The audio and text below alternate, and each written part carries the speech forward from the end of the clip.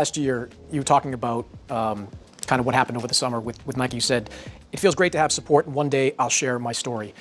Is this the day you care to share your story? I'm sharing it now. About the conflict with Nike? Conflicts with the sneaker industry, conflicts with athletes being, viewed as dumb jocks. So it's all in one? It's combined. It's personal stories. I don't feel the need to share those about things that have transpired. Maybe one day, but I don't find that significant as of today. But just overall, if you want to get an understanding of the gist, it kind of buckles down to that. The industry has definitely cut back. It's funding its resources towards athletes for whatever reason. The creativity has been a little bit dull.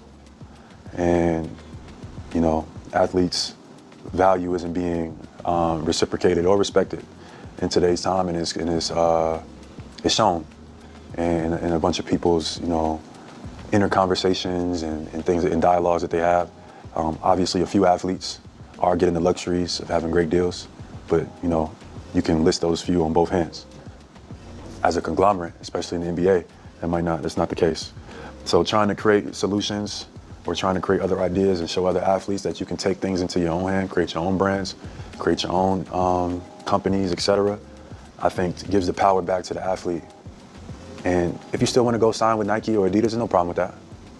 There's no issue with that, but the fact that those are the only options and they kind of dominate the market is a part of the frustration that has grown amongst, because these are the options that you have and they all kind of stick together and they all give you the same kind of deal and you have to accept it or not. Okay, if it doesn't work for you, then what? What do you do?